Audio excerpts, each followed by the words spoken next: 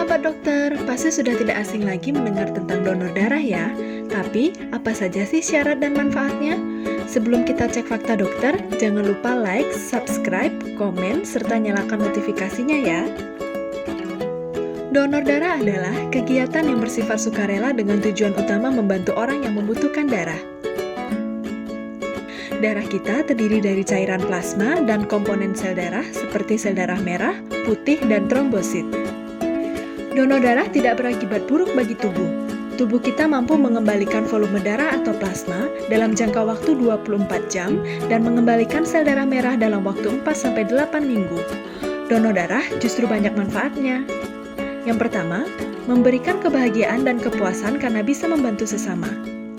Yang kedua, mendapatkan screening kesehatan gratis. Pendonor akan diberitahu jika memiliki tekanan darah tinggi, aritmia atau denyut jantung yang tidak beraturan, serta screening infeksi menular melalui transfusi darah. Yang ketiga, tubuh akan membuat sel-sel darah yang baru sehingga bisa membantu tubuh tetap sehat dan produktif. Apa saja sih dok syarat donor? Yang pertama, usia. Usia minimal adalah 17 tahun. Pada usia ini dianggap sudah mampu memberikan keputusan secara legal dan dari segi fisik tubuh sudah siap dengan lebih rendahnya risiko reaksi vasovagal seperti pusing dan pingsan. Usia maksimal adalah 60 tahun atau 65 tahun bagi yang sudah pernah donor sebelumnya. Usia di atas batas maksimal dianggap lebih berisiko memiliki penyakit jantung dan penyakit kronis lainnya. Yang kedua, berat badan. Volume darah yang diambil ketika donor darah whole blood adalah sekitar 350 cc. Volume darah yang didonorkan tidak boleh lebih dari 13% total volume darah di dalam tubuh. Untuk bisa mencapai angka tersebut, maka berat badan minimal pendonor harus 45 kg. Yang ketiga, tekanan darah, nadi, dan suhu.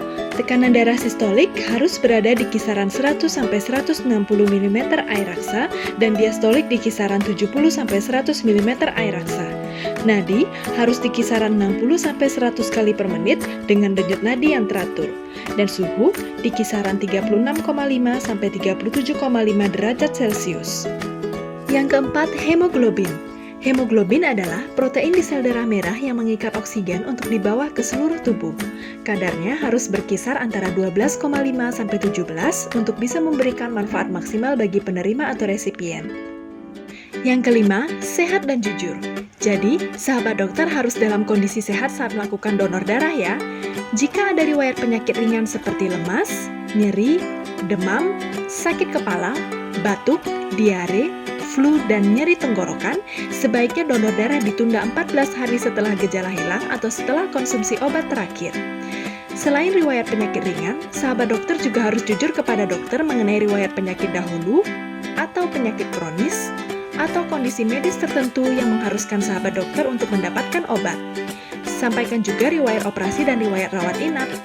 Kejujuranmu akan sangat membantu dokter dalam melakukan screening yang baik untuk menghasilkan produk darah yang aman dan bermanfaat bagi resipien. Persiapan donor. Persiapkan diri dengan baik dengan cara tidur yang cukup kurang lebih 6 jam dan makan makanan yang sehat sebelum donor, yaitu dengan menghindari makanan berlemak karena bisa mempengaruhi kualitas darah. Serta minumlah air minimal 500 cc atau 2 gelas air sebelum donor. Prosedur donor. Yang pertama, tahap registrasi. Isilah dengan jujur formulir dan kuesioner kesehatan. Yang kedua, tahap pemeriksaan. Di sini akan diperiksa berat badan, kadar hemoglobin darah dan golongan darah, serta akan ada wawancara dan pemeriksaan fisik sederhana oleh dokter. Yang ketiga, tahap pengambilan darah donor. Cucilah lengan dengan sabun dan air mengalir, kemudian masuklah ke ruangan pengambilan darah. Prosedur pengambilan darah memakan waktu 10-15 menit. Yang keempat, tahap akhir. Setelah selesai donor, ambillah kartu donor dan vitamin penambah darah. Donor darah dapat dilakukan setiap 12 minggu atau setiap 3 bulan sekali. Ayo donor darah, kita sehat dan mereka selamat. Oh ya sahabat dokter, jika masih ada pertanyaan lainnya mengenai donor darah, boleh tanya di kolom komentar ya. See you!